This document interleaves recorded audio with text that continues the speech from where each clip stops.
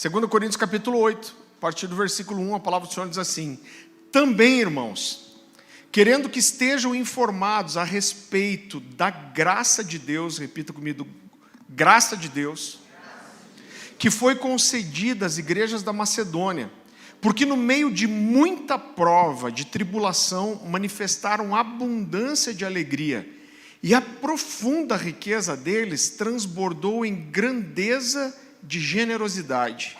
Porque posso testemunhar que na medida das suas posses e mesmo acima delas, eles contribuíram de forma voluntária, pedindo-nos com insistência a graça de participarem dessa assistência aos santos. Então, só para esclarecer, eles estavam levantando uma oferta, para irmãos com necessidade. Ele está falando aqui de irmãos macedônios, que era uma região pobre, e que insistiu para participar dessa oferta.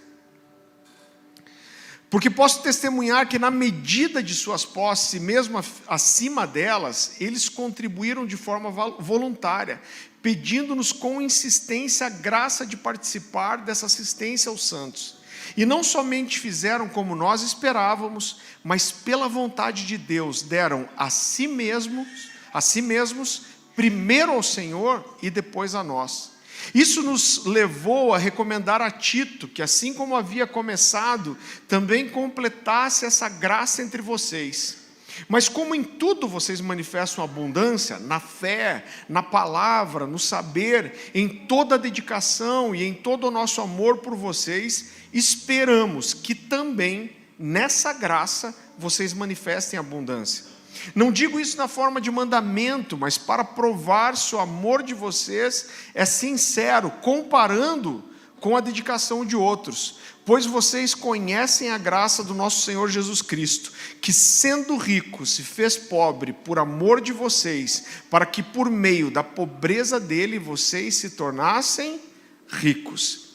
Queridos, então nesse texto Paulo obviamente está falando de contribuição, ele está falando de oferta, e ele se refere, mesmo nesse breve trecho das Escrituras, que envolve só 9 versículos, ele fala 5 vezes, ele se refere a ofertar como um ato de graça.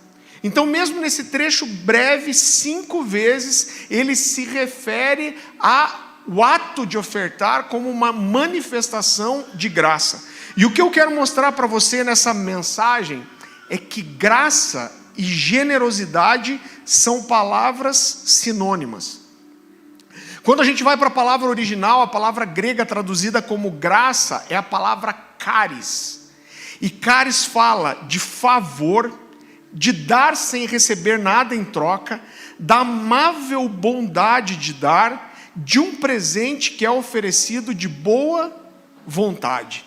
Então é muito interessante, porque quando Jesus vai tentar nos ensinar sobre o significado da graça, ele diz assim, João 3,16, porque Deus amou o mundo de tal maneira que deu. E quando a gente continua lendo o texto, você vai ver o que Deus deu, o que Deus nos ofereceu. Deus deu o seu maior amor, o seu bem mais precioso. Deus deu para a gente aquilo que era único, aquilo que era insubstituível. Deus deu para nós a sua oferta perfeita, Deus deu o seu melhor, Ele deu para nós o seu único Filho. Da mesma forma, se a gente for para o dicionário da língua portuguesa, e se você está aqui há algum tempo, você sabe, eu gosto muito de fazer isso, tentar ir para o sentido das palavras, para tentar entender o que exatamente o texto dizia. Você vai ver no dicionário Hawais da língua portuguesa que generosidade é a virtude daqueles que se dispõem a sacrificar os próprios interesses em benefício de outra pessoa. Olha como é profundo isso. Então, graça e generosidade são palavras sinônimas. Quem expressa graça, expressa generosidade. E quem expressa generosidade, expressa graça. Ou pelo menos deveria ser assim. Eu gosto muito de uma frase de John Stott, onde ele diz, olha, nosso Deus gracioso é um Deus generoso. Porque essas palavras são sinônimas. Então a graça é um ato de amor, a graça fala do prazer de dar, a graça fala do prazer de contribuir, a graça fala do prazer de oferecer, e a generosidade é a mesma coisa. Essas duas palavras falam da mesma coisa. Então, se nós temos a graça de Deus em nós, e a gente fala de graça de boca cheia, mas se nós temos a graça de Deus em nós, ela consequentemente precisa se manifestar naquilo que nós oferecemos para outras pessoas, naquilo que nós damos para outras pessoas. Por isso que quando Paulo fala da forma generosa, como as igrejas da Macedônia pediram para participar das ofertas, ele chama essa generosidade de uma graça concedida por Deus. Ele diz, olha, esse coração generoso, essa vontade de dar, essa generosidade, ela é uma graça concedida por Deus. Agora o que eu quero construir com você é te ajudar a entender, trazendo o contexto histórico, de por que esses irmãos da Macedônia eram tão cheios da graça de Deus. Agora, quando eu olho isso, eu vejo, querido, aprenda isso, a nossa generosidade, ela mexe com o coração de Deus. Pessoas que têm um coração generoso, a Bíblia fala sobre o aroma das ofertas que chegam ao céu. Então, um coração generoso, por quê? Porque isso fala da essência de Deus. Mais uma vez, Deus amou tanto o mundo que deu.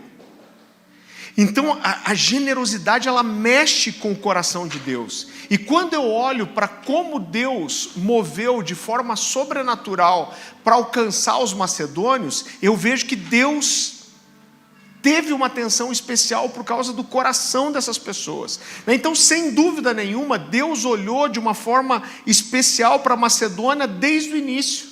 Como que a Macedônia começa a aparecer na história? Lá em Atos 16, Deus dá uma visão para Paulo. E nessa visão, o apóstolo Paulo, ele vê um homem macedônio que estava em pé e clamava, venha para a Macedônia e nos ajude. Quem que deu essa visão para Paulo? É claro que foi Deus. Deus escolheu o cara mais cheio do Espírito, que andava em mais autoridade, e Deus deu uma visão para Paulo, dizendo, olha, vai tocar essas pessoas. E a Bíblia diz que depois que Paulo viu esse homem macedônio, dizendo, venha para a Macedônia e nos ajude, a Bíblia diz que ele imediatamente parte para a Macedônia, e ele começa a evangelizar esse povo gentil, que estava sofrendo muito. Por que estava sofrendo? A região da Macedônia havia sido uma região rica. Irmão, a gente não precisa ter nenhuma teologia, nenhuma revelação para saber que pessoas pobres têm uma parte muito sofrida da sua vida. Né? A pobreza, a miséria, ela traz tristeza, sim. Agora, pior ainda, é alguém que experimentou o gostinho de ter e perdeu.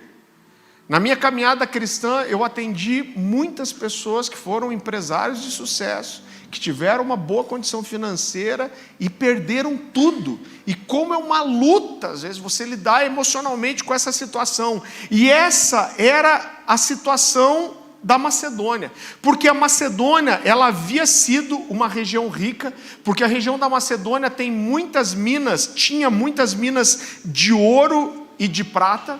Agora, toda a região foi tomada pelo Império Romano. Então o Império Romano veio, dominou a região, só que mesmo nesse conflito com o Império Romano, a região sofreu disputa 3 vezes.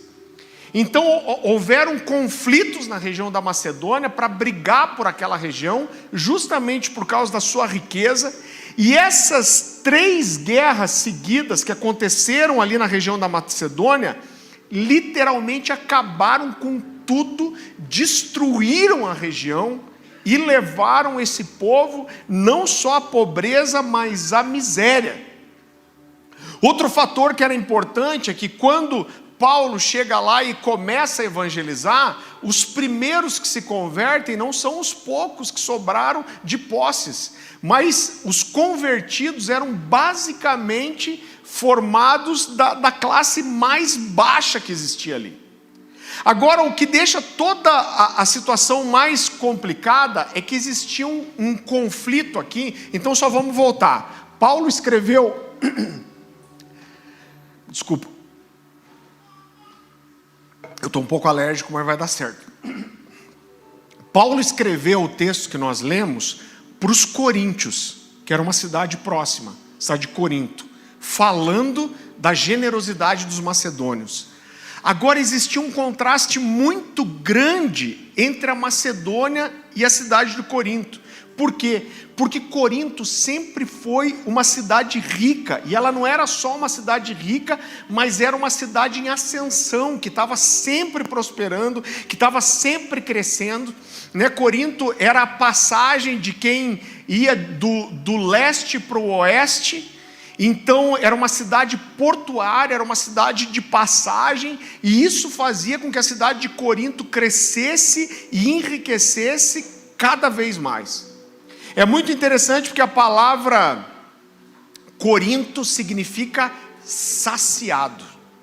Então, como toda cidade de porto, ela era uma cidade não só rica, mas de prostituição muito alta, e essas pessoas eram pessoas que valorizavam as posses, eram pessoas que queriam enriquecer, e por outro lado, querido, a cidade de Corinto formava uma igreja muito forte também.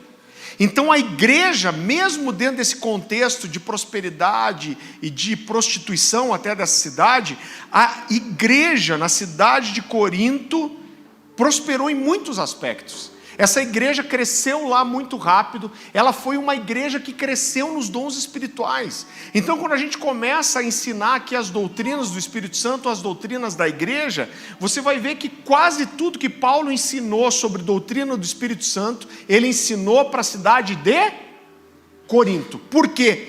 Porque a igreja nessa cidade cresceu demais na manifestação dos dons espirituais. Então ela era uma igreja próspera, era uma igreja que evangelizava, era uma igreja que crescia, era uma igreja que manifestava os dons, mas o que Paulo está dizendo aqui é que existia uma área na vida da igreja de Corinto que eles precisavam ainda crescer muito, que era crescer em generosidade. Então Paulo está dizendo, vocês são abundantes em muitas áreas, mas eu espero que vocês cresçam nessa área também, na área da contribuição, na área da generosidade. E o que Paulo começa a fazer nesse texto que nós lemos é trazer uma doutrina sobre contribuição e generosidade. Então Paulo começa a ensinar para a igreja de Corinto os princípios bíblicos, os princípios cristãos ligados à contribuição, à generosidade e ao ato de dar. E eu quero mostrar para você que, além das ofertas, as contribuições ajudarem a resolver um problema real, uma necessidade verdadeira, existe uma realidade espiritual e sobrenatural na semeadura. Então eu quero que você vá comigo para 2 Coríntios, capítulo 8.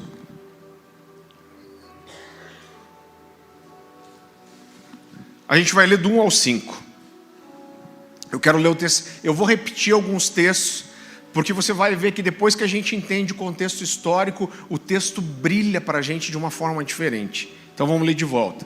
Também, irmãos, queremos que estejam informados a respeito da graça de Deus que foi concedida às igrejas da Macedônia, porque no meio de muita prova, tribulação, manifestaram abundância de alegria, e a profunda pobreza deles transbordou em grande riqueza de generosidade, porque posso testemunhar que na medida de suas posses e mesmo acima delas, eles contribuíram de forma voluntária, pedindo-nos com insistência a graça de participar dessa assistência aos santos, e não somente fizeram como nós esperávamos, mas pela vontade de Deus deram a si mesmos, primeiro ao Senhor e depois a nós.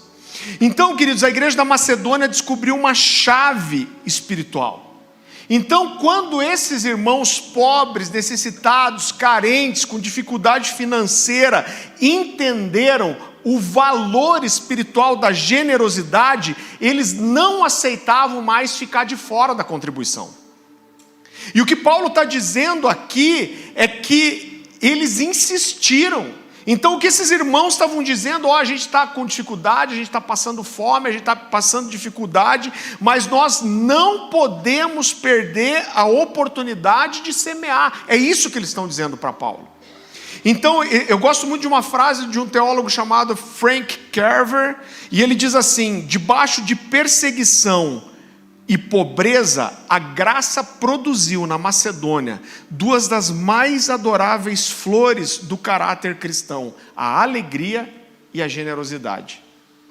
Então só a generosidade desses irmãos já era incrível, mas quando você olha para o contexto deles, então a forma que esses irmãos macedônios entenderam o princípio de dar, revela que eles entenderam profundamente a graça de Deus. E essa revelação da graça de Deus levou esses irmãos a experimentarem uma realidade espiritual. Então você percebe que nesse texto, e a Bíblia faz muito isso, ela faz uma coisa que a gente chama de comparação e contraste. Então nesse texto, Paulo faz exatamente isso. Ele aponta para o contraste que a graça opera diante da situação desafiadora da Macedônia. Porque Paulo diz assim, olha como é profundo, você não precisa olhar no seu texto. Mas Paulo diz assim: em meio à prova e tribulação, eles manifestaram o quê? Alegria. E ele diz, em profunda tristeza, eles manifestaram grande riqueza de generosidade. Você entende esse contexto? Como que eu posso dizer? Esse contraste, né? Então a dificuldade financeira, irmão, eu vou falar uma coisa aqui que todos vocês sabem a realidade disso. A verdade é que a dificuldade financeira, a pobreza, elas tendem a nos empurrar para a tristeza, para a murmuração, para a amargura, principalmente entre os homens. Por quê? Porque os homens são os responsáveis por trazer a provisão para casa. Eu sei que hoje a gente vive um contexto de vida, de mundo, onde a maioria das esposas trabalham, ajudam com as finanças da casa, e é excelente elas ajudarem. Agora a verdade é que a bronca, a responsabilidade do lar não é da mulher, mas é do homem. Então, especialmente entre os homens, querido, isso pesa de forma muito grande. Por quê? Porque é do homem a responsabilidade da provisão. E talvez poucas coisas possam mexer tanto com a cabeça de um homem, de um pai de família, de um marido, do que um contexto de pobreza onde você não está tendo as condições de prover para a sua família aquilo que é necessário ou aquilo que a sua família gostaria de ter. E qual que é o resultado disso? O resultado disso é que a dificuldade financeira tende a nos levar a nos fechar a nós mesmos. Então, quando eu estou com dificuldade financeira, qual que é a tendência? Eu retenho tudo. Eu não divido nada com ninguém, eu seguro para mim, né? Eu fico encolhido, eu penso apenas em mim mesmo e eu tento segurar tudo que dá. Mas quando a gente olha para os macedônios, que teriam todas as razões para não contribuírem, eles insistiram no direito de contribuir. Eles brigaram para insistir. Agora olha só, eles tinham motivos reais. Eu quero que você entenda comigo que se esses irmãos da Macedônia chegassem para Paulo e falassem assim: Paulo, você conhece o nosso contexto, a gente não tem condições de ajudar. Sabe o que Paulo faria? Com certeza Paulo olharia para eles e diria: vocês têm razão, é a gente que tem que ajudar vocês. Então, querido, haviam motivos reais, haviam razões reais para eles não contribuírem, mas eles insistiram em não ficar de fora.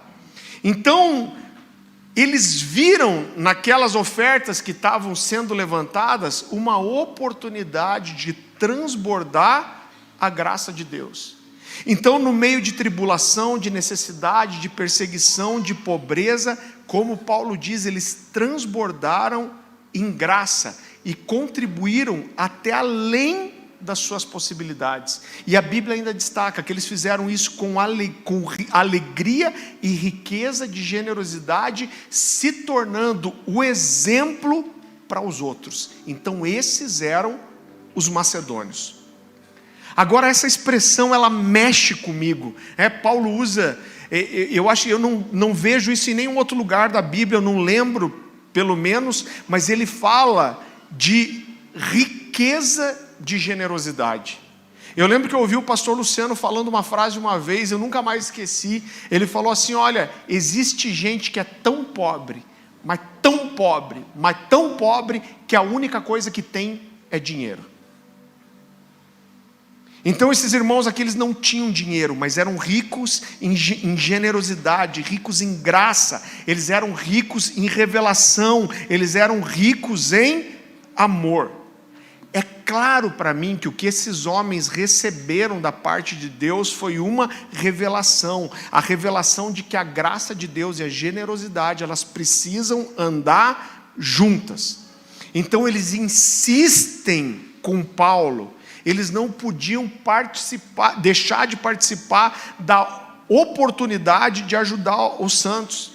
Então é como se eles chegassem para Paulo e falassem assim: olha, Paulo, a gente pode não ter muita coisa, a gente não tem uma casa boa, a gente não tem roupas boas, a gente não tem uma mesa farta, a gente não tem uma igreja bonita, nós não temos muitas coisas, mas uma coisa que vocês não vão tirar de nós é nos privar do direito de fazer parte daquilo que Deus está fazendo nos nossos dias. Eles estavam dizendo: a gente não pode, tem um monte de coisa que nos falta, mas você não vai arrancar de nós a nossa generosidade, você não vai arrancar de nós o nosso amor, você não vai arrancar de nós a nossa alegria de contribuir. Irmão, deixa eu falar uma coisa para você do meu coração. Como pastor, e tantos anos que a gente está no ministério, eu já recebi ofertas de pessoas que me constrangeram. Pessoas que eu sabia da condição financeira e vieram me dar uma oferta, e o meu sentimento era assim: não, você não pode me dar uma oferta. Você não. Sabe quando você se sente culpado? Eu que tinha que estar dando uma oferta para você. E algumas vezes eu fui extremamente tentado a tomar ar para falar: não, você não pode me dar uma oferta. Irmãos, algumas vezes eu posso dizer para você que eu recebi ofertas quase chorando, né? Tipo, olha, não, você não pode me dar, eu que tenho que dar para você. E mais de uma vez, em algumas vezes eu falei: cara, eu não posso aceitar isso. Falei para mim, mas eu entendia que eu não podia tirar dessas pessoas o direito que elas tinham de lançar uma semente e transbordar em graça. Por quê, irmão? Porque eu tinha consciência de que a oferta que eles estavam trazendo para mim não tinha só a ver comigo, mas tinha a ver em primeiro lugar com aquilo que aquelas pessoas queriam fazer para Deus. Então Paulo diz ali naquele texto, ele diz: pela vontade de Deus, deram a si mesmos. E quando ele diz deram a si mesmos, ele está dizendo: olha, eles não tinham mais nada para dar, então eles entregaram tudo, eles se deram, eles se entregaram. Então ele diz: pela vontade de Deus deram a si mesmos, mas dele complementa: primeiro ao Senhor e depois a nós. Então ele está dizendo: cara, chegou em mim, isso me tocou, essa oferta veio para cá, mas ele diz: eu sei que em primeiro lugar eles deram ao Senhor. Então olha quanta revelação existe nesse texto. Paulo está dizendo: essas pessoas entenderam que elas deram primeiro a Deus e depois para mim. Então eu quero que você entenda que quando esses macedônios dão essa oferta, existia uma necessidade real. Eles queriam abençoar a igreja de Jerusalém, que estava sofrendo grandes dificuldades, tribulação, necessidade, mas a a contribuição deles não tinha só a ver com uma necessidade a ser cumprida, não tinha só a ver com uma campanha apostólica, não tinha só a ver com um pedido da autoridade espiritual sobre eles, mas a contribuição deles, eles entenderam que isso tinha a ver com o relacionamento que essas pessoas tinham com Deus e o tipo de entrega que eles queriam dar a Deus. Você entende isso?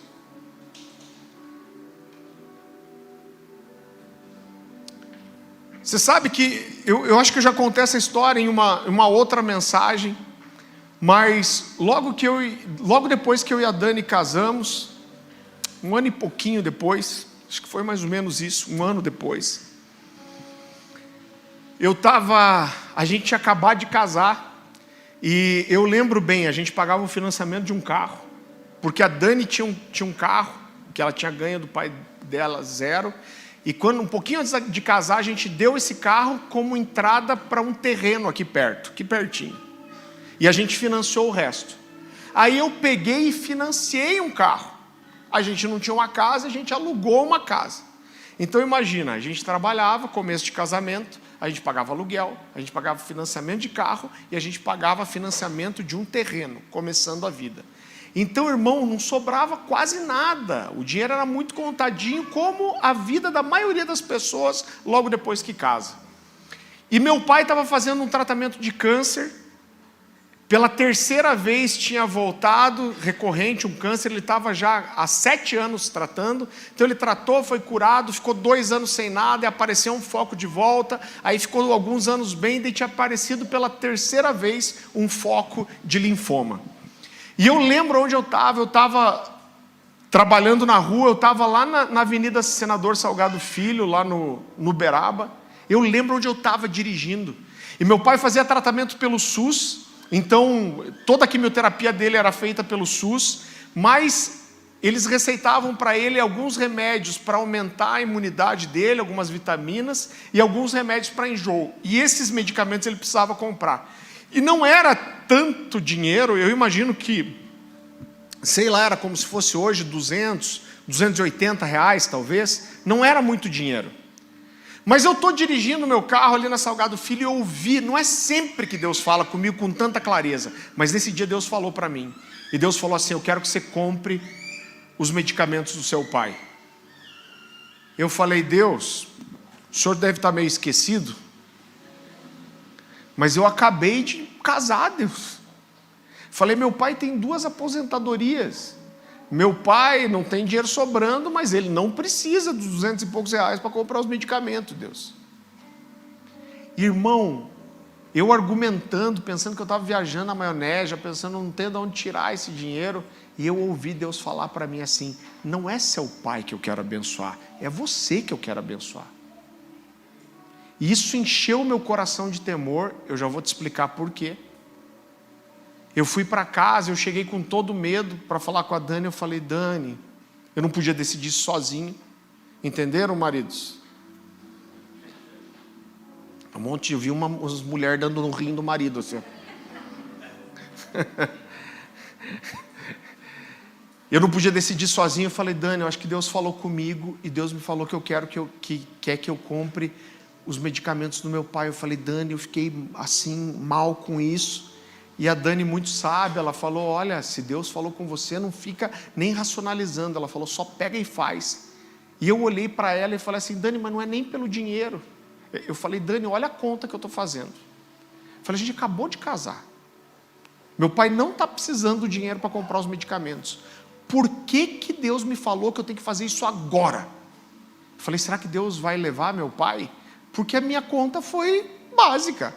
Tipo, por que isso tem que acontecer agora? E ela falou de volta: não fica racionalizando demais, só faz. Meu pai estava super bem. Mas eu lembro que eu liguei para ele e falei: pai, eu quero comprar seus remédios. Ele falou: filho, eu não preciso. Eu falei: pai, mas eu estou sentindo, eu quero fazer para você. Ele falou: não, se você quer fazer, eu aceito. Eu acho que eu comprei os medicamentos para ele por 3 meses. E aí o médico cometeu um erro. Qual foi esse erro?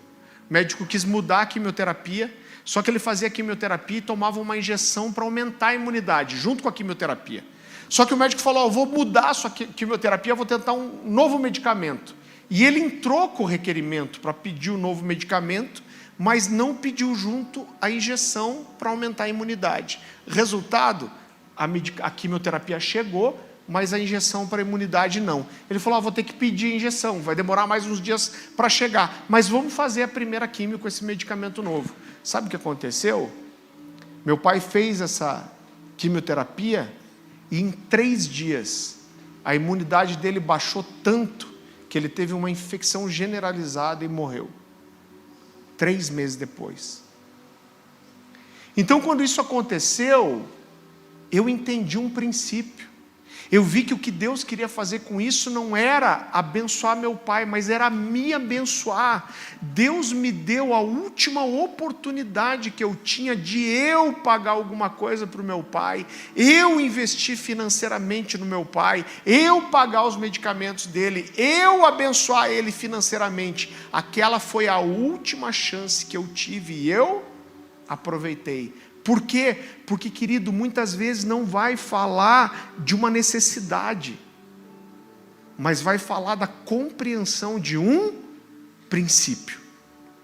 Eu lembro que a primeira vez, eu quero dar uma honra para eles aqui, a primeira vez que eu fui pregar na Poema Church, lá em Taubaté, isso faz alguns anos já. E eu lembro que eu preguei, quando eu preguei é normal, as pessoas vêm falar com você, te dar um testemunho, falar, pastor, foi muito importante para mim, Deus falou comigo, essa coisa que acontece sempre. Mas essas pessoas vieram conversar comigo, e um veio e enfiou um negócio no meu bolso, falei, o que é isso? A hora que eu puxei do bolso, olhei R$20. Aí veio outro, me deu um abraço, colocou R$10 no meu bolso. Aí eu lembro tão bem de um menino que chegou chorando para mim e me deu um relógio, um de choque. Eu adorava aquele relógio, gostei muito, e não ficou muito tempo comigo, porque logo Deus me mandou dar para outra pessoa. Só que sabe o que era mais interessante? É que essas pessoas não só davam isso para mim, mas quando elas vinham me dar esse presente, elas olhavam, e às vezes não era muito, irmão, era R$10, R$20, e um relógio novinho, que acho que valia, sei lá, uns R$700. Mas eles me olhavam no olho e falavam assim, cara, Deus te usou para falar comigo, sua palavra me abençoou muito, e eu não podia ir embora sem selar o que eu recebi com uma semente. Irmão, eu fui mais ministrado do que qualquer coisa que eu fiz lá. Sabe por quê? Porque essas pessoas entendiam um princípio, e eu lembro que depois eu cheguei para o Leandro Barreto e falei, cara, é normal isso? Ele falou, cara, é normal. Porque a gente ensina para a igreja que quando a igreja recebe de forma especial de alguém, a gente deve selar isso como uma oferta, como Abraão fez com Melquisedeque, como Gideão fez com o anjo do Senhor. Ele reconheceu que estava recebendo algo de Deus, então ele queria selar aquilo com uma oferta. Irmão, eu gostaria de coração que a gente aprendesse esse princípio. Eu não estou falando, eu não quero que você venha dar nada para mim, mas eu queria que quando a gente tivesse pregadores de fora aqui, eu sei de alguns irmãos que ouviram essa mensagem há quase 1 ano e meio atrás e já fizeram isso, porque sabe quem ganha? É você que ganha com isso. E essas pessoas me ensinaram isso. Elas não estavam dando só uma oferta para um pregador da noite que já não seria ruim, mas eles estavam selando o que eles receberam do Senhor. Quero que você abra comigo rapidamente em 1 Coríntios, capítulo 9, versículo 11. Eles estavam usando desse princípio aqui. 2 textos que eu quero ler para você. 1 Coríntios, capítulo 9, versículo 11. Paulo está dizendo assim para os coríntios, se nós, ele está dizendo nós quem? Nós os apóstolos, nós que levamos o evangelho para vocês. Se nós semeamos entre vocês as coisas espirituais, será muito colhermos de vocês bens materiais. Ele está dizendo, se a gente está dando coisas do Espírito, você acha errado a gente receber coisas naturais? E eu quero que você leia outro texto comigo, Gálatas capítulo 6.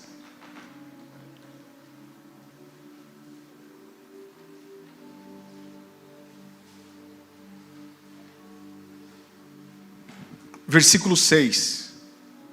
A palavra do Senhor diz assim, mas aquele que está sendo instruído na palavra, compartilhe de todas as coisas boas com aquele que o instrui. Então foi esse texto aqui que me fez um dia começar a primiciar na vida do pastor Luciano. Esse texto aqui é o que me faz primiciar na vida do Dan, que é o meu pastor.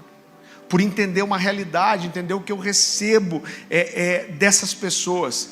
Então, querido, voltando para o texto, mais do que honrar pregadores, essas pessoas estavam estabelecendo um selo, um reconhecimento espiritual por aquilo que eles receberam.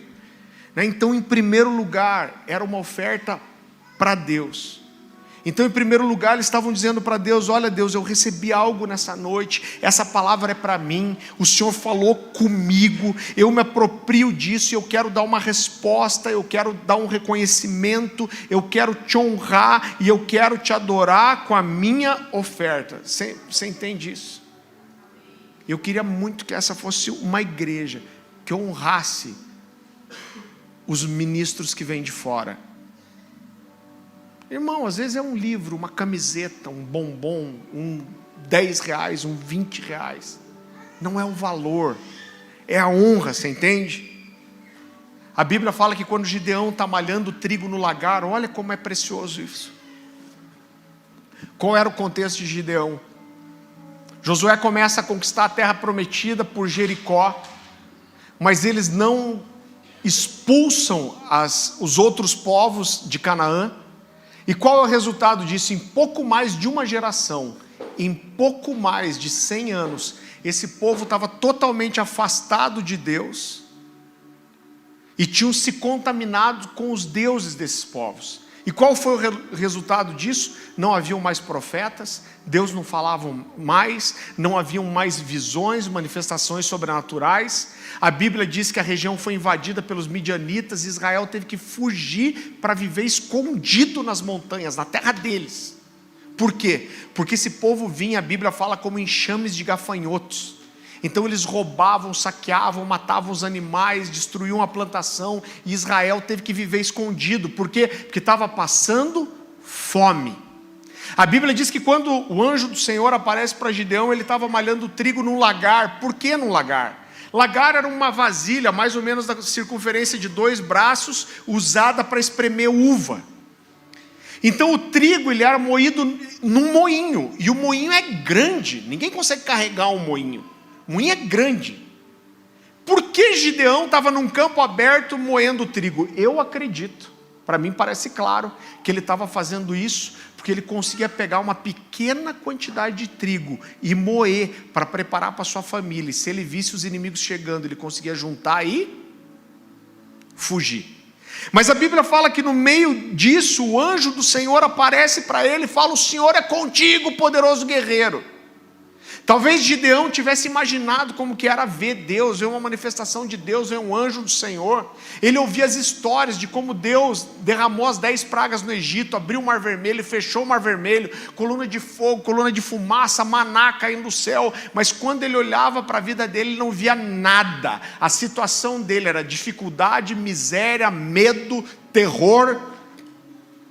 Tanto que quando o anjo do Senhor aparece para ele, já diz assim: o Senhor é contigo, poderoso guerreiro. Ele não cai de joelho e adora. Sabe o que ele faz? Ele rasga o coração, ele fala assim: o Senhor nos abandonou. Ele fala assim: o que é feito das maravilhas que os nossos pais nos contavam? Ele está dizendo: olha, o Deus que eu conheço é um Deus que cuida do povo. Ele fala: onde está o Senhor? E ele diz: se o Senhor é conosco, ele usa essa expressão, se o Senhor é conosco, por que a gente está sendo entregue nas mãos dos nossos inimigos? E o anjo do Senhor insiste com ele e fala: não, eu escolhi você, você vai ser o libertador. Ele fala: não, eu sou da menor clã, dentro do menor clã, eu sou a menor família, e dentro da minha família eu sou o menor de todos. Mas o anjo insiste com ele: mas Deus está te escolhendo, eu vou te levantar. Chega uma hora que Gideão alivia um pouco, ele toma uma decisão. E sabe o que ele faz? Lembra que o contexto é de fome, de necessidade? E ele fala: não, então peraí, se é o Senhor mesmo, ele não tinha convicção que era Deus de verdade. Ele fala: se é o Senhor, então me deixa te entregar uma oferta. E o anjo do Senhor fala: pode preparar a sua oferta. O contexto era de fome e necessidade. A Bíblia diz que ele corre para casa, ele prepara pães sem fermento, ele prepara um cabrito, ele prepara o molho do cabrito, e ele vai e leva essa oferta de carne e pão. E a Bíblia diz que quando ele chega, o anjo do Senhor fala: coloca nessa pedra a tua oferta. Ele coloca. E a Bíblia diz que quando ele coloca, o anjo do Senhor toca naquela oferta e fogo consome a oferta. Sabe o que Gideão fez? Gideão não acreditava nele, Gideão não acreditava que Deus ia mudar a sua situação, Gideão só via a desgraça da sua vida, mas quando ele viu que existia uma possibilidade de realmente Deus estar querendo fazer alguma coisa na vida dele, sabe o que ele faz? Ele provoca o céu. E como ele provoca o céu? Ele provoca o céu com uma oferta. Ele fala assim: se é o Senhor mesmo, então eu quero te fazer uma oferta, espera para eu vir entregar. Então, querido, eu olho para tudo isso e eu vejo que existe uma realidade espiritual, uma verdade espiritual aqui. E essas pessoas entenderam de alguma forma que existe uma realidade sobrenatural em contribuir. Você sabe que alguém já disse que a última parte do homem que se converte é o bolso. Agora eu digo para você, e eu falo isso sem medo nenhum, que se você não consegue deixar Deus tocar nas suas finanças, eu garanto para você que tem um monte de outras áreas que você não deixa Deus tocar também. Sabe por quê? Porque ou a gente se entrega para Deus por inteiro, ou a gente só entrega poucas partes. Não tem como você se entregar a Deus de verdade, irmão. E você, agora eu vejo, porque quando você olha para uma igreja, você tem realidades diferentes.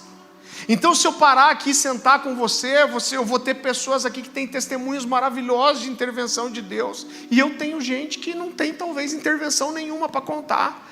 Mas quando você faz alguma coisa com a igreja, deixa eu te falar uma coisa que eu vi acontecer. Eu fiz uns eventos com o Cultura do Céu. Vocês sabem quem que é o Cultura do Céu? Davi Fernandes. E o Davi Fernandes tinha um princípio para ele que ele não vendia os CDs dele. Hoje ninguém ouve CD quase, só eu. Sou meio antigo. Como que a Nicole fala que eu sou? Cringe. Minha filha diz que eu sou cringe. Eu falo: o que é isso? Então olha só o que o Davi Fernandes fazia. Ele levava lá 300 CDs para um evento, e ele falava: pastor, não põe preço, as pessoas levam o CD e ofertam quanto quiserem, e quem não tiver dinheiro pode levar também. Irmão, ali você via o retrato da igreja. Sabe por quê? Porque ele tinha lá 4, 5 títulos diferentes. Você gastava na época, para imprimir um CD, deixar um CD pronto, se eu me recordo bem, uns R$4,50, quando você fazia alguns 1000 CDs. Então você tinha a pessoa que chegava lá e falava assim: é uma oferta, né? Tinha 5 títulos, o cara pegava um CD e dava R$100. Você via muitas pessoas fazendo assim. Sabe por quê? Porque esse cara tem um coração generoso. Ele estava pensando na oportunidade de abençoar, na oportunidade de dar. Ele não estava comprando um CD, ele estava vendo a oportunidade de lançar uma semente. Então ele ia 5 títulos, o cara ficava ainda escolhendo, olhando qual música que tinha, pegava um CD e dava R$100. Mas se tinha vários irmãos que chegavam: é 5? Pegava um de cada, tirava R$5 amassado do bolso e jogava ali. Então isso mostra o quê? O coração. Isso fala de revelação, fala de entendimento, fala de compreensão. Você está entendendo? E é claro que você vai viver a realidade que você entende. Se Deus não tem livre acesso ao seu bolso, ao seu coração, Ele não vai ter a outras áreas. E existe um valor espiritual na generosidade, irmão. Existem coisas que só são destravadas na nossa vida quando a gente entende esse princípio e corresponde a ele. Pode parecer uma coisa simples, só natural. Deixa eu contar mais uma história para você. Na antiga igreja a gente tinha nossa conferência de jovens. E eu tinha ganho um relógio. Eu já ganhei muito relógio e já dei quase tudo também. Deixa eu ver se o Gustavo não está usando. O Gustavo já ganhou um relógio. E eu tinha ganho um relógio que eu gostava muito, um Michael Kors. Nem sei quanto custa um relógio desse. Um relógio que eu nunca ia comprar. Certo? Era um relógio show de bola, um Michael Kors. E eu estou lá um dia e Deus me deu uma impressão no espírito para levantar a oferta da noite, mas orientar as pessoas a ofertarem umas das vidas das outras. Irmão, quando eu falei isso, eu vi um menino assim, parecia uma seta em cima dele. E Deus falou assim: você vai dar seu relógio para ele. Só que esse abençoado, esse menino, era rico, irmão. Um dos caras de mais grana da igreja. Por quê? Porque era um menino, eu não sei quanto que ele tinha na época, mas eu não sei se ele tinha 30 anos já. Mas ele tinha algumas empresas, então assim, era um cara que tinha bastante dinheiro. E aí eu falei: não, Deus, para ele não. A gente teima com Deus com as coisas. Falei: Deus, deixa eu dar para alguém que nunca teria grana. Eu falei: se esse cara quiser, ele vai no shopping e compra uns 10 relógios desse. Falei logo para ele: o senhor não se importa com os pobres? Deu vontade de falar. Pobre também precisa ver a hora, quase que eu falei. E eu fiquei naquele conflito e Deus falou: dá seu relógio para ele. Eu falei: cara, aí já deu aquele temor, eu vou precisar obedecer. Aí eu fiz, o pessoal veio se movimentando para ofertar, e eu tirei o meu relógio, eu abracei para ele, falei: cara, queria te dar um presente, e dei. E quando eu dei, ele começou a chorar. Eu falei: nossa, será que ele não gostou do relógio? E aí eu conheci a história dele. A história dele é que quando ele tinha 2 anos de idade, ele estava em casa com a família e algumas pessoas bateram palma no portão. O pai foi atender e eles assassinaram o pai com vários tiros na frente de casa. E ele cresceu, criado pela mãe e pela avó. E veio da pobreza, esse cara veio. E aí quando ele começou a chorar, e ele olhou para mim, eu conheci a história dele, ele falou: mas quando você falava do pai, ele falava: eu sou resolvido com paternidade, sabe por quê? Porque minha mãe, minha avó, todo mundo me conta a história de quanto meu pai me amava. Então assim, eu perdi meu pai, mas meu pai me amava. Aí ele me abraçou chorando, ele falou assim: cara, eu não tenho nenhum presente do meu pai. E uma das coisas que eu pedia para Deus é que eu queria só que meu pai tivesse me deixado uma coisa que era dele. E ele falou: cara, você me acompanha há tantos anos, você é um pai espiritual para mim. Então agora que você está me dando esse relógio, é como se Deus estivesse falando para mim: eu estou dando o presente de pai que você queria. Então, cara, aí eu comecei a chorar, e homem chora feio, que é uma desgraça. Agora você entende, não era um relógio, não existia uma necessidade, mas o contribuir, a generosidade é uma chave espiritual. Eu quero que você entenda que ofertar não é só uma necessidade administrativa, mas é uma chave espiritual. Tem uma história que eu gosto de contar que me ensinou muito. Eu lembro que uma vez eu estava num evento, e eu acho que eu estava passando em várias cidades. Aí eu cheguei numa cidade, alguém me ligou e falou: Farley, você está aqui do ladinho da minha cidade, você não consegue vir aqui? Eu falei: consigo, amanhã eu tenho. Não, então vem. E eu fui pregar na igreja desse cara, e quando eu cheguei ele falou assim: Farley, o nosso tesoureiro já não estava aqui quando eu fechei a agenda com você. Ele falou: cara, eu não te separei oferta nenhuma. Eu falei: cara, não se preocupa, estou aqui com você. Ele falou: não, mas não é isso que eu ia dizer. Ele falou: eu não separei a oferta, mas você vai pregar aqui, e eu vou levantar uma oferta, o que entrar de oferta eu vou dar para você. E aí eu estava sentado, passou a adoração, aí esse pastor assumiu: estou aqui com o pastor Farley, meu amigo, estava passando por perto aqui, consegui trazer ele. Irmãos, eu queria que a gente levantasse uma oferta, porque eu quero pegar essa oferta e abençoar a vida do pastor Farley. Ele não cobrou para estar aqui de coração, eu queria abençoar ele. Irmão, quando ele levantou a oferta, eu falei: cara, eu não vou ofertar. porque é a coisa mais fake do mundo, né? Vou levantar para dar uma oferta que vai voltar para minha oferta. Só que quando eu falei não vou ofertar, Deus falou comigo daquele jeitinho que não é sempre que Ele fala. Irmão, não pense que Deus fala com essa clareza comigo toda hora, não é assim. Mas Deus falou assim comigo, não tem a ver sobre para onde a oferta vai. Não tem a ver sobre para quem é a oferta. Tem a ver se no culto que você presta para mim, você quer ofertar ou não. Eu falei, eita ferro. E a partir daquele momento, eu tenho uma decisão no meu coração, irmão, eu tenho que estar muito desligado para acontecer diferente. Mas eu não vou para um culto sem que eu entregue alguma coisa para Deus. Eu já fui em conferências que eles não tiravam ofertas. Não, eu não vou tirar oferta porque foi cobrada inscrição e então eu não vou tirar oferta. Sabe o que eu fazia? Quando terminava a adoração, eu tirava o meu celular e eu mando uma oferta aqui para a Cornerstone. Falo, eles podem não querer ofertar, mas no culto que eu presto para o meu Deus, eu quero ofertar. Se eles não querem ofertar, o problema é deles. Mas eu estou aqui não para assistir um culto, eu estou aqui para prestar o meu culto. E no culto que eu presto ao meu Deus, eu quero ofertar. É uma história que talvez vocês não saibam. Quando a gente teve o nosso culto de despedida da comunidade Alcance, no dia 1º de outubro de 2020, no dia 4 de outubro, no domingo, a gente fez a nossa primeira reunião. Irmão, a gente não tinha nada. Eu lembro que a gente emprestou um som do meu sogro, uma família aqui da igreja ofertou algumas cadeiras, eu acho que o Diego e a Paty levaram algumas banquetas de casa, a gente não tinha banco para sentar, não tinha nada.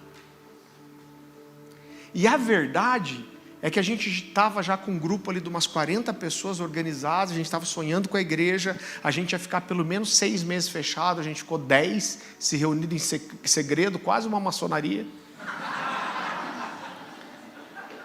Mas estava todo mundo empolgado para entregar o primeiro dízimo e a primeira oferta na igreja. Só que sabe o que a gente fez? Eu falei, gente, a gente vai entregar uma primícia para Deus. O que era o normal de você pensar? Cara, estamos aqui, nós não temos nada, vamos começar a juntar dízimo e oferta para começar a comprar as coisas. Comprar microfone, comprar cadeira, comprar sei lá o quê. Mas eu falei, pessoal, a gente vai oferecer a Cornerstone vai nascer com uma primícia. Então, tudo que a gente levantar aqui hoje vai para outra igreja. Tinha uns irmãos que inclusive tem a igreja aqui pertinho da gente, aqui no, acho que é a Orleans ali. Eles tinham acabado de sair de um templo, nem era pequeno, acho que cabia umas 200 pessoas, para um templo bem maior. E quando você vai para um lugar novo, eu sei que tem muito desafio financeiro. E eu falei, tudo que a gente juntar aqui, a gente vai mandar para essa igreja. Eu não lembro quanto, mas eu pus um valor no meu coração, eu acho que era tipo perto de R$4.000. Eu falei, então gente, não segura, você tem dízimo, você tem primícia, não deixa para trazer outra semana, entrega tudo que você tem para entregar agora, e se faltar, nós vamos completar depois. Mas eu acho que deu assim uns R$300 a mais. Então tudo que entrou no nosso primeiro culto foi para outra igreja. A gente ofertou por uma necessidade deles também, mas não era sobre eles, era sobre dar a primeira parte, a primeira coleta, a primícia para Deus. A gente não tinha nada, mas nós conseguimos transbordar em generosidade para outra igreja. E talvez a gente até fale nisso, mas a gente faz muitas coisas aqui que você não sabe. Eu e a Dani, a gente conhecia um pastor amigo, o pastor Haroldo, é um dos caras mais incríveis de escatologia que a gente conhece. E a gente sabia que ele tinha o sonho de gravar todo o curso dele. Irmão, envolve um custo. Gravação, edição. A gente tinha uma equipe da Orvalho que fazia alguns serviços para a gente. E a gente falou, pô, vamos gravar o curso do Haroldo, e daí depois a gente publica aqui na Cornerstone, dá o curso dele também. Só que nesse processo, o nosso time de comunicação aqui, que é uma bênção para nós, chegou e falou, pastor, não faz sentido você pegar os perfis da Cornerstone, YouTube, o site da Cornerstone, e colocar primeiro o curso de um outro pastor sem ter nenhum curso seu. Então vamos publicar os seus primeiro e depois a gente volta para o dele. Só que isso começou a demorar um pouco. E um dia Deus falou comigo. Estava em casa também, Deus falou, cara, lança essa semente na vida dele. Libera para ele esse curso. E eu não lembro quanto que foi, mas saiu uma grana, porque a gente pagou para filmarem, veio uma equipe, a gente pagou para editar, e daí a gente editou do jeitinho que ele queria. Então gastou uns R$1.000 ali, alguns R$1.000. A gente estava muito no começo, não estava nem aqui ainda. E eu lembro que eu juntei o time de base e falei, gente, vamos dar para o Haroldo esse curso. Vamos dar para ele publicar. Falei, a gente sonha em ter ensino, vamos lançar isso aí na vida do cara. Aí o pessoal falou, pastor, se Deus falou com você, nós estamos com você. E eu liguei para ele e falei, pastor, a gente está dando para você esse curso, faz com ele o que você quiser. Ele ficou super feliz, e eu vou te dizer que me deu um medinho do tipo, puxa cara, a gente não tem nem dinheiro para a gente, e estamos gastando isso com outro pastor. Naquela semana, a gente ganhou uma oferta exatamente de 10 vezes o que a gente gastou no curso dele. Sabe o que é isso? É lei de semeadura. Você talvez não saiba, mas a gente tem aqui 1 ano e 4 meses, mais ou menos, de igreja aberta. Eu anotei ali, antes de vir para cá, algumas coisas que eu lembrei, porque a gente vai esquecendo. E a gente tem que esquecer mesmo, irmão, porque a semente tem que morrer para brotar. Amém? Então a gente lança, não é para ficar lembrando, a gente lança, essa semente tem que morrer. Mas a gente já ajudou uma igreja que foi destelhada por um temporal. Não só a gente aqui, mas o grupo de Itajaí ajudou. Nós ajudamos 2 igrejas que foram invadidas e roubaram coisas lá. Nós já ajudamos financeiramente essas 2 outras igrejas. E eu quero dizer que essas 3 igrejas que eu contei aqui, elas não têm nada a ver com a gente não dá cobertura, nada. A gente só ficou sabendo o que aconteceu. Uma delas, inclusive, eu nem conheço o pastor. Eu liguei para ele e falei, cara, você não me conhece, mas eu soube que entraram na sua igreja, eu quero te mandar uma oferta. A gente já pagou o parto do filho de um missionário. Eu liguei para ele e falei, cara, você tem alguma necessidade? Ele falou, cara, está tudo bem, mas eu não tenho dinheiro para o parto do meu filho. Eu falei, então deixa com a gente. Pessoas aqui da igreja ajudaram, a gente entrou. A gente tem um funcionário de meio período aqui na igreja, que é o Carlinhos. A gente tem orado por ele está conhecendo Jesus através da gente. E aí ele mal tinha começado a trabalhar aqui, e ele não tinha os dentes da frente aqui. Então eu via que ele ia rir, ele ria meio... escondendo, né, a frente dos dentes. Eu lembro que eu falei com a Débora conhecia uma dentista, a gente falou que era um trabalho social, aí a gente conseguiu um preço mais barato, aí ele faz um serviço para o pai da Dani, eu conversei com o pai da Dani, e aí o pai da Dani deu uma parte, a gente deu outra, e eu pude chegar um dia para ele e falei assim, cara, você está trabalhando para a gente, e a gente queria cuidar de você, você cuida das nossas coisas, você limpa a nossa sala, a gente queria cuidar de você. E eu falei, a gente queria pagar seus dentes, cara. E, irmão, era caro. O primeiro orçamento que a gente fez, eu acho que deu mais de 10 mil. E aí ele falou, não, eu estou guardando dinheiro para isso já. Eu falei, cara, eu quero te dar. Não, mas como assim dá? Como assim dá? Mas por que você vai dar? Você vê, cara, como que é o mundo, gente. Eu falei, cara, eu quero te dar porque eu quero te abençoar. Você não está cuidando da gente aqui? Você não limpa a minha sala? Você não arruma a minha mesa? Depois que tem um evento aqui, você não cuida da gente? Eu quero cuidar de você também. Para de brigar, me deixa te ajudar. Ele, então tá. E ele era todo durão.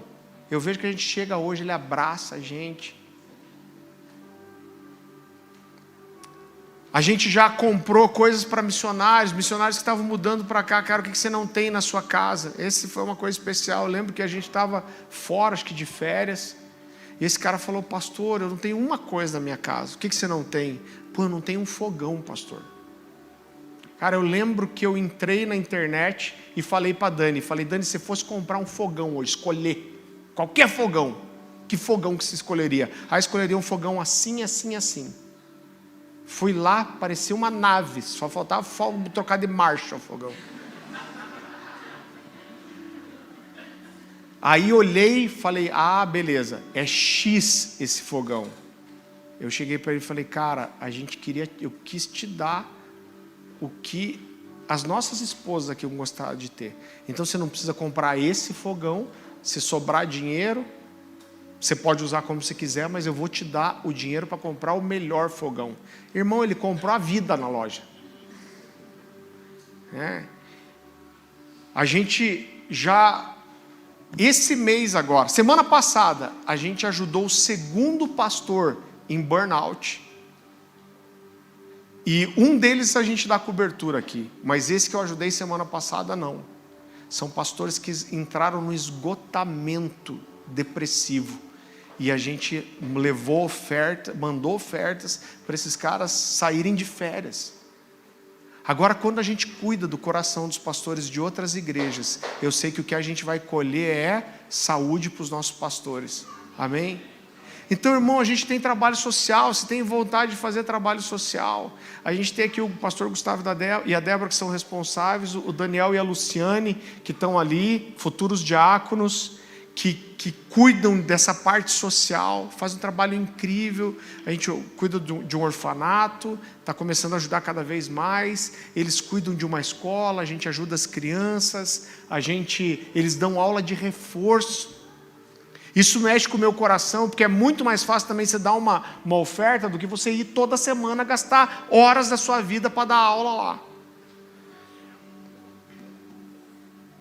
Te contar uma história aqui bem vergonhosa.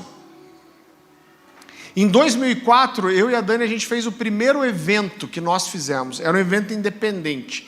A Igreja Batista Shalom emprestou a igreja, a gente fez um evento com um cara que eu amava, um pregador muito conhecido aí. Só que imagina, eu tinha 20 e poucos anos, a Dani 20 e menos.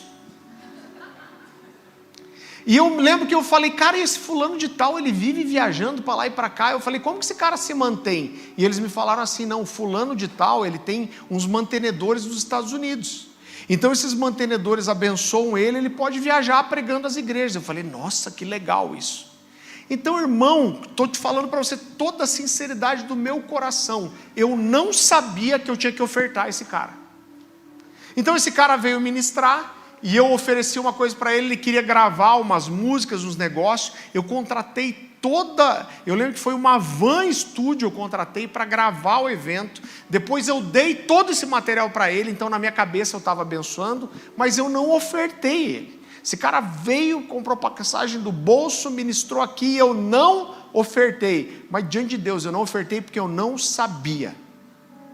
Quando eu comecei a conhecer como era a vida dos pastores itinerantes, e andar com o pastor Luciano principalmente, que é muito generoso, um dia eu falei: gente, eu não ofertei na vida dele, e eu precisava ter ofertado. Agora deixa eu te falar, olha para mim como a gente é ruim, como eu sou ruim.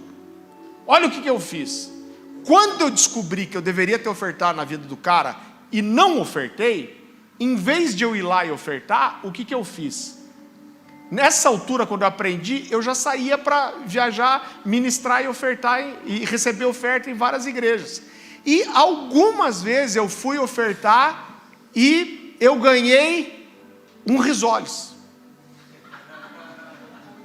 um bombom. Aí eu fui a segunda vez no mesmo lugar, mas daí foi diferente, ganhei uma coxinha.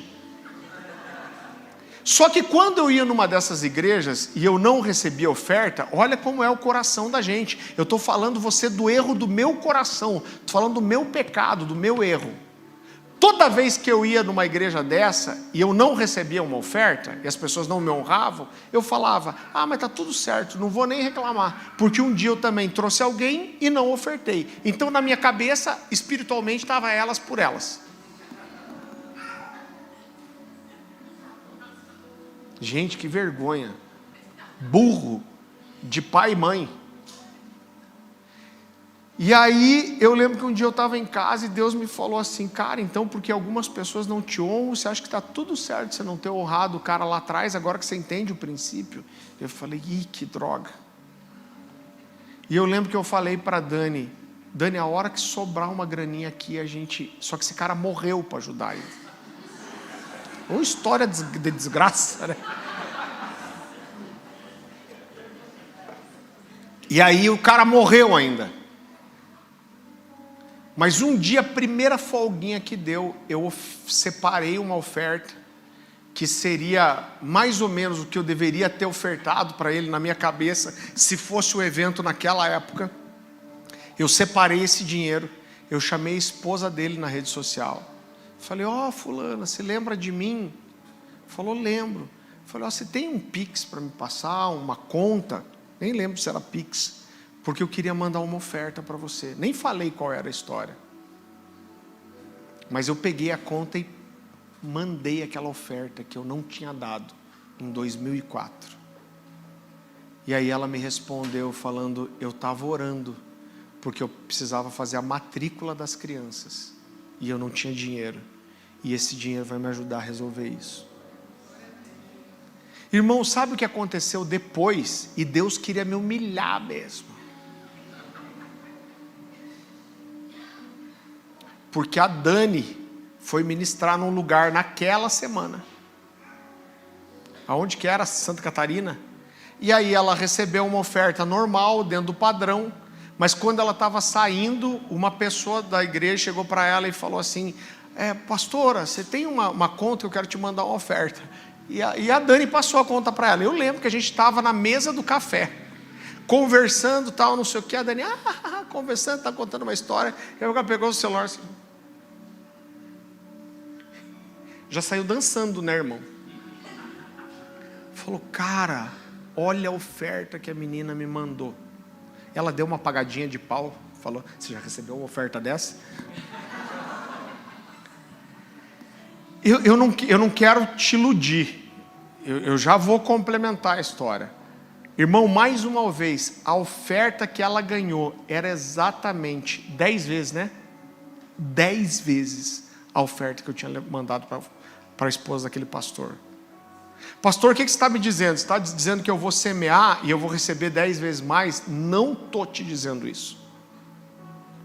Tá? Inclusive, às vezes a gente semeia, irmão, você vai levar muitos anos para colher. Eu te digo que algumas coisas talvez você só colha na eternidade. Agora eu posso te dizer que você pode aprender a colher no dar, porque a Bíblia diz que melhor é dar do que receber. Então, mais uma vez, ofertar não é só uma necessidade administrativa, é uma chave espiritual. Talvez você esteja se perguntando, pastor, você está pregando isso porque a igreja está passando por necessidade? Não estamos passando por necessidade. Irmão, a gente vive um milagre. Quer saber por quê? Quando a gente começou isso aqui, a gente não tinha nada. A gente está num prédio incrível. Esse lugar é sensacional, irmão. A gente tem 2 anos de igreja. Eu vou falar uma coisa para você diante de Deus. A gente nunca teve desafio para pagar uma conta aqui. Nunca. Nunca chegou, meu Deus, está chegando o dia do salário dos pastores, não tem dinheiro. Meu Deus, o aluguel vai vencer, semana que vem a gente não tem dinheiro. Nunca aconteceu. O que a gente não tem é dinheiro para fazer algumas coisas que gostaria. Hoje veio o pintor para fazer o orçamento para pintar o departamento infantil. A gente já queria ter pintado antes? Já queria. A gente tem um problema de infiltração na igreja. Vamos negociar, tentar negociar com a imobiliária. Porque a gente tem dinheiro para arrumar tudo? Não tem. Então assim, a gente não tem dinheiro para fazer tudo que gostaria. Mas nunca nos faltou Nada, nunca atrasou uma conta, nunca teve dificuldade para pagar salário de pastor, nunca a gente se apertou para pagar aluguel, nunca atrasamos um dia de aluguel, irmão, nunca. Pelo contrário, a gente honra todo mundo que vem aqui. O Harold veio aqui, não queria oferta, não quero, não precisa. Eu falei, para com isso, para de dar uma de Jacó, você não vai tirar a minha bênção, né? Eu falei, eu quero te ofertar, eu quero te abençoar. A gente abençoa bem, a gente honra todo mundo que vem, a gente faz presente, a gente hospeda bem, a gente honra. E a gente nunca atrasou uma conta por não ter dinheiro, nunca, irmão. Então deixa eu dizer para você, estou pregando isso porque a igreja está em necessidade, graças a Deus, não. Está tudo sendo pago. Agora, o que nós queremos é que a igreja entenda esse princípio de generosidade. Por quê? Porque isso vai tocar a sua casa, irmão. Isso vai abençoar você. Eu falei para Dani hoje, Dani, eu estou sabendo de uma pessoa que está com uma necessidade. Eu falei, a gente não está no momento, a conta está desse jeito lá, mas eu não vou perder a oportunidade. Eu quero lançar a semente nossa lá. Então, se a graça de Deus nos alcança de verdade, isso precisa transbordar em generosidade. Por quê? Porque graça fala de amor, e amor fala de entrega. Deus amou o mundo de tal maneira que deu. E eu vou encaminhando para o fim. Abra comigo em 2 Coríntios capítulo 8.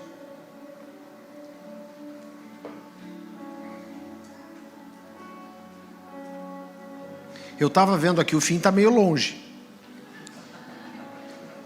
Você vai comigo, amém?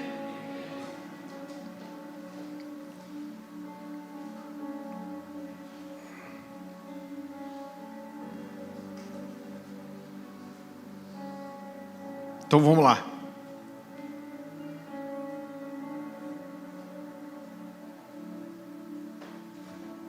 Segundo Coríntios capítulo 8, a partir do versículo 7, a palavra do Senhor diz assim: mas como em tudo vocês manifestam abundância, na fé, na palavra, no saber, em toda dedicação e em nosso amor por vocês, esperamos que também nessa graça vocês manifestem abundância. Ele está dizendo, vocês já cresceram em muita coisa, agora espero que nisso vocês também manifestem abundância. Não digo isso na forma de mandamento, mas para provar se o amor de vocês é sincero, comparando com a dedicação de outros. Pois vocês conhecem a graça do nosso Senhor Jesus Cristo, que sendo rico, se fez pobre por amor de vocês, para que por meio da pobreza dele, vocês se tornassem ricos. Então olha só, Paulo ressalta mais uma vez aqui que em muitas coisas os coríntios manifestaram abundância, mas ele está dizendo, eu espero que vocês manifestem abundância também no ato de contribuir. Ele está dizendo, eu quero que vocês manifestem abundância nisso. Mas logo depois ele diz algo muito importante, ele diz assim, não digo isso na forma de mandamento, mas para provar se o amor de vocês é sincero, comparando com a dedicação de outros. Então presta atenção que Paulo não está mandando aquilo, não está dizendo, eu estou mandando vocês ofertarem, mas o que ele está colocando à prova é a sinceridade do amor dele. Você consegue entender? Mas eu não estou mandando vocês ofertarem, mas eu estou colocando à prova. Ele está dizendo, a forma que vocês contribuem vai provar se o amor de vocês é realmente sincero. Ele está dizendo, eu vou ver como vocês ofertam, e isso vai falar para mim do tipo de amor que vocês têm. Eu gosto muito de uma frase de Hernandes Dias Lopes, ele diz assim, geralmente, os que mais contribuem não são os que mais têm, mas os que mais amam e que mais confiam no Senhor. Então a verdade, querido, é que a forma como nós contribuímos mostra muito como é o nosso coração para com Deus, qual é o nosso nível de fé, qual é a confiança que nós temos, e mostra sim o quanto nós amamos. Então, se a nossa confiança está em Deus, no cuidado de Deus, e não naquilo que a gente consegue segurar, que a gente consegue reter, que a gente consegue acumular, se nós somos capazes de abrir mão de algo pelo próximo, se nós temos um pouquinho do DNA daquela igreja de Atos. Então, por isso Paulo diz, para provar a sinceridade do amor, a sinceridade da dedicação, ele está dizendo: eu quero provar o nível que vocês se entregam e se deixam ser transformados pelo cristianismo. Você entende? E ele está dizendo, o que ele está falando, o que ele está fazendo aqui, isso é muito importante. Ele não está fazendo uma comparação de valores, você entende isso? Ele não está dizendo: eu vou pegar o valor que vocês contribuíram e vou comparar com o valor que os macedônios contribuíram. Não é sobre isso. O que ele está comparando aqui não é o valor, o que ele está comparando é a dedicação. Então, mais uma vez ele diz: não digo isso na forma de mandamento, mas para provar se o amor de vocês é sincero, comparando com a dedicação de outros. Pois vocês conhecem a graça de nosso Senhor Jesus Cristo, que sendo rico se fez pobre por amor de vocês, porque para que por meio da pobreza dele vocês se tornassem ricos. Então veja que nenhuma vez o texto fala de valor. Ele não está dizendo o valor que foi dado. Então presta atenção, talvez, querido, a contribuição dos macedônios em volume tenha sido uma contribuição pequena. Talvez o que eles deram não resolveu o problema, talvez o que eles deram não fez muita diferença no montante. Então o que Paulo está ensinando aqui para a gente é que ninguém era obrigado a dar um valor específico, mas que todos sim deveriam ser generosos. Então entenda que ninguém pode dizer para você: olha, você tem que dar isso. Mas eu posso olhar para você e te dizer: você precisa ser generoso. E ele compara a Cristo, ele diz: olha, vocês conhecem a graça de nosso Senhor Jesus Cristo, que sendo rico se fez pobre por amor de vocês, para que por meio da pobreza dele vocês se tornassem ricos. Então o nosso nível de generosidade mostra o nível que nós estamos comprometidos com o cristianismo. A minha generosidade fala do nível de revelação que eu tenho de Jesus, que eu tenho da graça do Senhor, e o nível que eu deixo essa revelação me transformar e guiar o meu procedimento.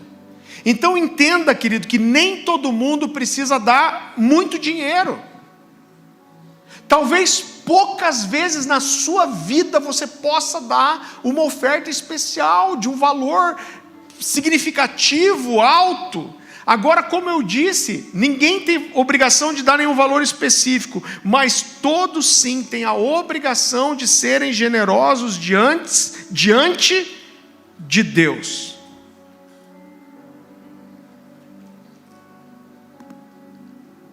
Ninguém pode dizer o que você pode dar, o que você deve dar, mas eu posso dizer para você que você precisa sim ser generoso. E querido, ser generoso é uma coisa que está sempre no meu coração. Então toda vez que eu vou ofertar, eu fico questionando o meu coração: eu estou sendo generoso dentro da minha realidade? Quando eu vou dar uma esmola, eu penso se eu estou sendo generoso. E irmão, eu dou para todo mundo. Ah, mas você vai dar esmola, ele vai usar em droga. E não interessa o que ele vai fazer. Eu estou vendo alguém com necessidade, eu vou ajudar. É claro que às vezes você pode ser mais esperto e você pode dar uma comida, ou você pode dar uma outra coisa, mas eu dou, irmão.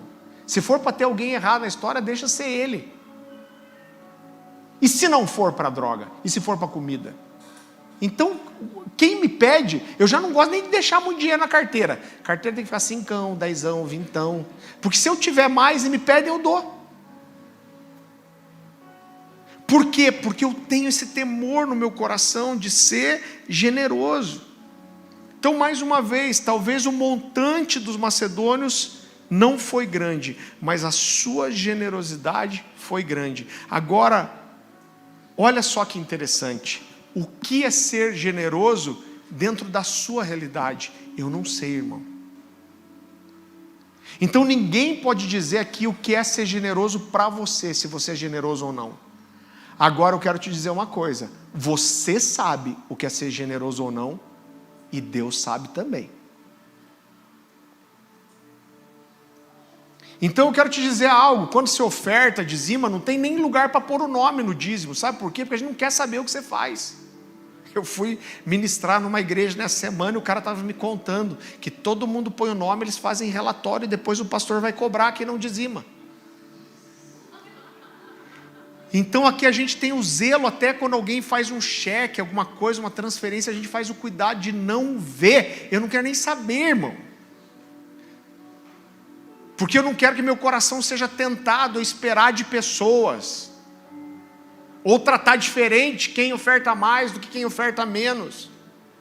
Não quero saber se você entrega ou não entrega. E eu vou dizer para você: ninguém sabe qual é a sua medida de generosidade, mas você sabe. E eu quero dizer para você: Deus sabe também. Então para você, talvez sua situação financeira hoje, dar R$10 seja uma grande expressão de generosidade. Mas talvez para você dar uma oferta de 1.000 seja uma expressão de avareza. Você sabia que isso pode acontecer? Existe uma frase que eu gosto muito de Peter Marshall, ele diz assim: contribua de acordo com a sua renda, para que Deus não transforme a sua renda de acordo com a sua contribuição. Se eu mandasse você estender a mão assim e falasse assim agora: em nome de Jesus, quero orar por você, eu vou te abençoar. Senhor meu Deus, em nome de Jesus, que o Senhor multiplique tudo que os meus irmãos têm semeado, e que o Senhor os abençoe de acordo com aquilo que eles têm semeado. Um monte de gente já... Se ele não tem semeado de acordo com aquilo que o Senhor tem dado para ele, tira, alinha as coisas. Já tinha gente pulando pela janela até. Por quê? Porque a medida não é um valor, mas é a expressão de generosidade. Esse texto é precioso. Vá um pouquinho para frente comigo. 2 Coríntios capítulo 9. Versículo 1. Agora eu estou indo para o fim, tá? Não te desespera.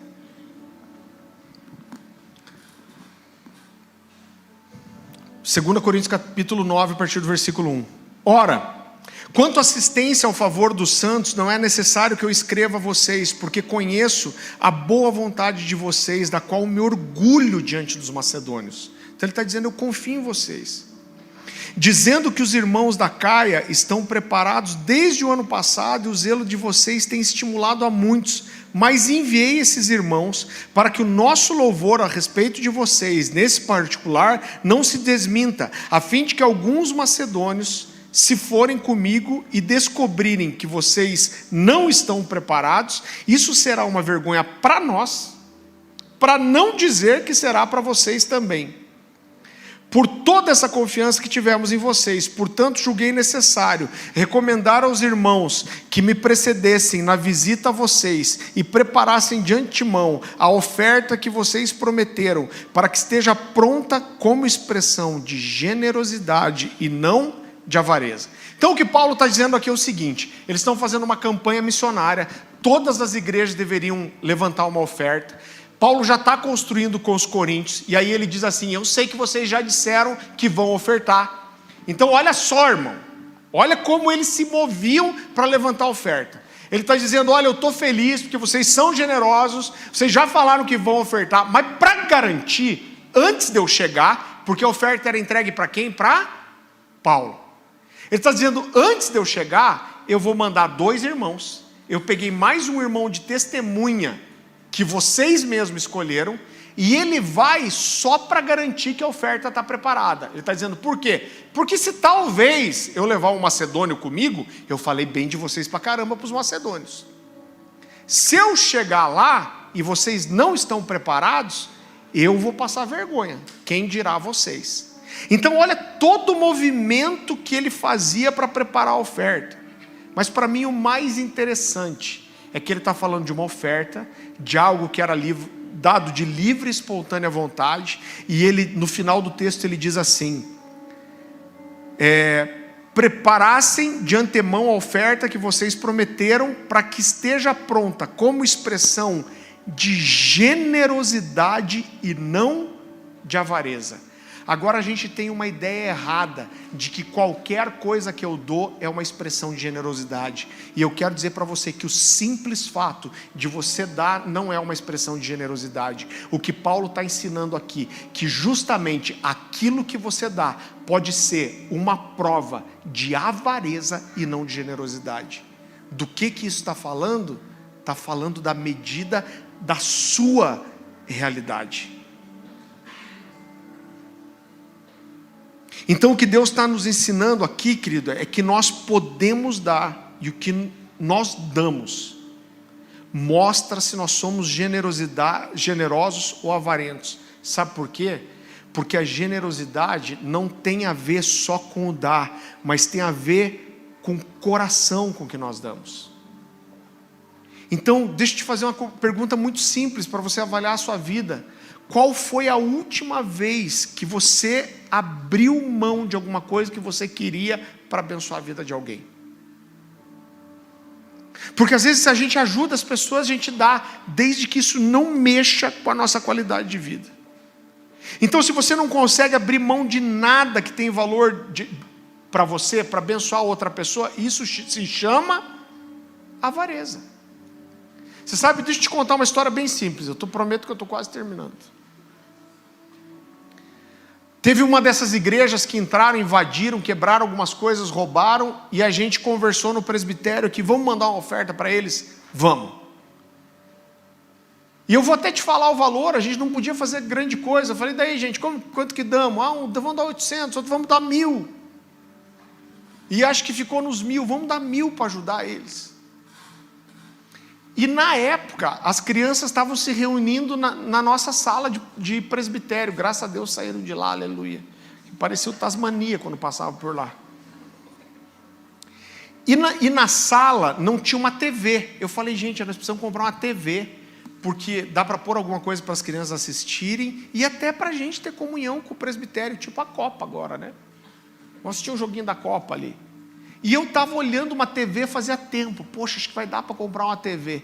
Quando a gente fez essa campanha aqui, e quando a gente teve a ideia de ofertar para esses irmãos, alguém falou, vamos dar 1.000. Eu acho que a maioria falou 1.000. Eu falei, gente, vamos dar 2.000? Sabe por quê? Porque se a gente der uma oferta de R$2.000 para eles, a gente não vai mais poder comprar TV. E eu queria justamente dar uma oferta para eles, que a gente precisasse abrir mão de alguma coisa para ofertar. Você está entendendo? Isso é generosidade. Eu abro mão de alguma coisa para abençoar.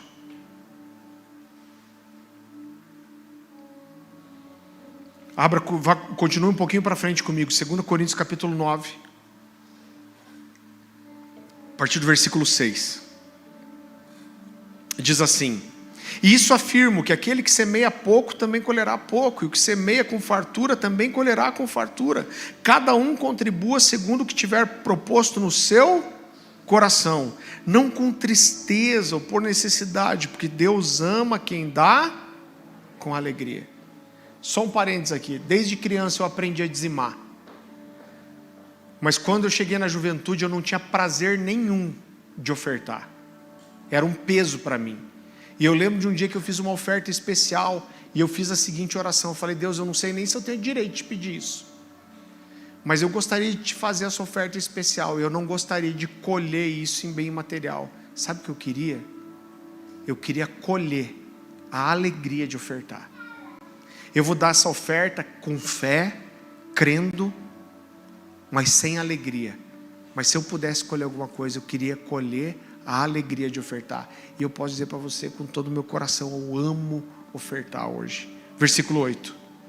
Deus pode tornar abundante em vocês toda graça, a fim de que, tendo sempre em tudo ampla suficiência, vocês sejam abundantes em toda boa obra, como está escrito, distribuiu, deu aos pobres, e a sua justiça permanece para sempre. O Deus que dá semente ao que semeia e pão para alimento, também suprirá e aumentará as sementes e multiplicará os frutos da justiça de vocês. Assim vocês serão enriquecidos em tudo para toda, o quê? Generosidade, a qual por meio de nós resulta em orações de gratidão a Deus, porque o serviço da sua assistência não só supre a necessidade dos santos, mas também transborda em muitas orações de gratidão a Deus. Na prova desse serviço, eles glorificaram a Deus pela obediência, na confissão que vocês fazem do Evangelho de Cristo e pela generosidade com que vocês contribuem para eles e para todos. Então, ele termina dizendo duas coisas que a generosidade deles geraria. Então, ele diz que a generosidade deles supriria aos santos. Então, existia uma necessidade real que seria suprida, e isso traria reações de gratidão. E, em segundo lugar, ele diz que essa generosidade mostrariam que eles eram fiéis ao Evangelho, e isso glorificaria, traria glória a Deus. Então, querido, a generosidade é uma forma espiritual. A generosidade transforma a vida não só de quem recebe, de quem é tocado por ela, mas transforma a vida em primeiro lugar de quem é generoso. É claro que essa generosidade não é só para você dar na igreja. Ouça uma coisa aqui que talvez você vai ouvir em poucos lugares. A gente entende que os dízimos são na igreja. Você está aqui, você está sentado numa cadeira, você tem um pastor te ensinando, você tem gente cuidando dos seus filhos, você tem energia elétrica, você tem um monte de benefícios aqui. Então a Bíblia diz que os dízimos eram entregues aos pés dos apóstolos. Então o governo do dízimo é dos pastores, é do presbitério. Então eu não sou governo sobre o meu dízimo, eu dizimo aqui na igreja, eu entrego o meu dízimo e o presbitério governa o dízimo. Então você vinha aqui e não entregar seu dízimo para a igreja, porque eu já vi gente muito assim, chega para um pastor que é amigo, o cara está passando uma necessidade, cara, eu quero te abençoar, a partir de agora, o missionário, eu vou te abençoar todo mês. Só que ele abençoa o cara entregando o dízimo dele. Sabe por quê? Porque ele não consegue abrir mão de nada para abençoar esse cara. Ele quer dar uma de bom, dizer que ele está abençoando um missionário, mas ele faz isso com o dízimo que ele se sente obrigado a entregar. Só que você vir aqui receber de tudo isso, querido, e não fazer a sua parte, seria como você ter a sua família que te ama, que te acolhe, com seus filhos, sua esposa que está com você, mas quando você recebe seu salário, você manda para outra família. Você está me entendendo? Então, seus dízimos são entregues na igreja. Agora, as suas ofertas, elas são voluntárias, e você é governo sobre as suas ofertas. Então a gente ensina aqui, você vai ofertar na igreja? Vai, irmão, mas não é só nisso. E eu gostaria muito de estimular para que você abençoasse outras pessoas. A gente tem gente aqui na igreja com necessidade, e eu sei que tem movimentos para abençoar. Quando a gente pastoreava os jovens, a gente viu gente dar carro, um casal dar um carro para um outro casal que estava casando. A gente viu gente pagando lua de mel para quem estava casando. Então, isso enche nosso coração. Entenda que não é o nosso coração. Você nunca vai ver, você queria dar um carro para o fulano de tal. Não, dá para a igreja. Você nunca vai ver a gente fazendo isso. Pelo contrário, a gente quer que vocês abençoem uns aos outros. Que entre vocês supram necessidades. Você vai dar ofertas na igreja? Claro que vai. Como eu te falei, isso faz parte do nosso culto. Eu entrego o meu dízimo vai direto, eu faço transferência. Mas quando eu estou prestando culto, eu quero também ofertar para Deus. Mas isso não me impede de fazer coisa na vida de outras pessoas, irmão. A gente tem um princípio lá em casa, tudo que a gente ganha, comprou uma mesa nova, eu não vou vender, eu vou dar para alguém. Por quê? Porque eu não sou um poço que tudo que entra para, eu sou uma fonte, sempre jorrando. Caleb ganhou um celular, eu estou ensinando para eles, eu falei, daí, quem que você vai abençoar? esse outro celular aqui. Quem que não tem que você vai poder abençoar? Por quê? Porque tudo que abençoa a sua vida não pode parar em você, irmão. Você sabe que eu e a Dani, a gente tem uma coisa, existe um padrão, eu estou sempre viajando, ministrando. Metade da minha renda vem de fora. O fato de eu poder viajar, pregar em outras igrejas, receber oferta, vender material, isso faz com que eu não seja tão pesado para a igreja. Então isso torna possível ter um padrão de vida um pouco melhor com a minha família e não ser tão pesado para a igreja. Eu não jogo toda essa conta para a igreja. Mas tem um padrão mais ou menos de oferta que é o que eu recebo. Toda vez que a gente recebe uma coisa diferenciada, a gente entende que isso precisa abençoar alguém. A gente recebeu uma coisa que não é normal. Quem que a gente vai abençoar? Para quem que isso vai transbordar? Você está me entendendo? Então você vai abençoar a igreja, vai ofertar na igreja. Claro, irmão, tem coisas que a gente só vai fazer se tiver oferta especial. A gente fez a obra do ministério infantil, não está terminado, mas a gente gastou 100 mil reais ali, para as crianças estarem. Não tinha condição da gente tirar 100 mil reais do que entra no dia a dia da igreja. O que entra no dia a dia da igreja supre as contas da igreja, paga salário de pastor, paga salário do funcionário que a gente tem, é o que a gente abençoa essas outras pessoas, a gente paga a luz, a gente paga tudo que paga. Então, para a gente fazer algumas coisas, precisa de ofertas, precisa de um extra. Mas que isso nunca impeça vocês de abençoarem uns aos outros. E eu não estou falando só daqui, é claro que a gente fala sempre dos domésticos da fé, mas gente de outra igreja, irmão. Por quê? Porque para Jesus tem uma igreja, e a gente cuida da igreja. Amém?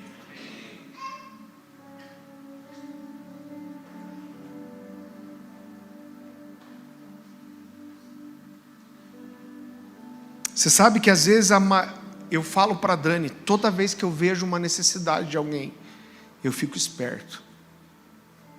Porque às vezes não é uma oportunidade só de você abençoar alguém, mas é Deus te dando uma oportunidade de plantar uma semente que você vai colher depois.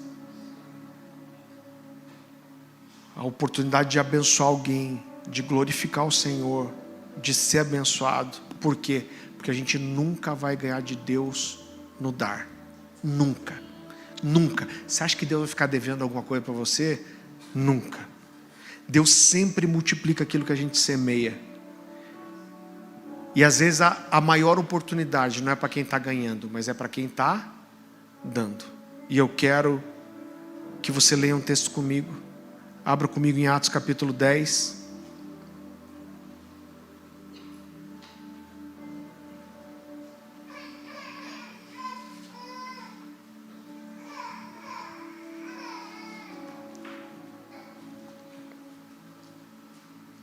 Versículo 1, a palavra do Senhor diz assim: morava em Cesareia um oficial do exército romano chamado Cornélio, capitão do regimento italiano. Era um homem devoto e temente a Deus, como era também toda a sua família. Dava aos pobres esmolas generosas e sempre orava ao Senhor. Certa tarde, por volta das 3 horas, teve uma visão, na qual viu um anjo de Deus vir em sua direção e dizer, olha esse texto, irmão. Cornélio, temeroso Cornélio olhou fixamente para o anjo e perguntou, o que é, Senhor? E o anjo respondeu, as suas orações e esmolas subiram até Deus e Ele as guarda em sua memória. Olha o que Deus está dizendo quando você entregou suas ofertas. Isso subiu. E quando Ele diz isso, Deus guardou na memória. Deus mandou um anjo para dizer para esse cara que era generoso. Eu vi o que você fez e eu não esqueço. Eu não esqueço o que você fez pelos pobres. Eu não esqueço o que você fez por quem precisava. Eu não esqueço que a necessidade do outro tocou seu coração. Eu trago isso na minha memória. Então, mais uma vez, a generosidade é uma chave espiritual, porque o nosso Deus gracioso é um Deus generoso. Agora, só para encerrar, muitas vezes nós vamos abençoar as pessoas porque tem uma necessidade e isso é lícito. Mas muitas vezes, querido, Deus vai nos mover a expressar generosidade não em meio a um contexto de necessidade, mas a um contexto de honra. Então é muito importante a gente estar sensível à necessidade das pessoas. Daniel e a Luciane queimam por isso, o coração deles, o Ted aqui também, queima por essa questão social, e em nome de Jesus a gente vai crescer muito nisso. A gente quer tocar essa comunidade aqui, o orfanato, a escola, a gente quer abençoar, ser generoso, mas nem sempre a sua generosidade vai para suprir uma necessidade. Muitas vezes, sabe por quê?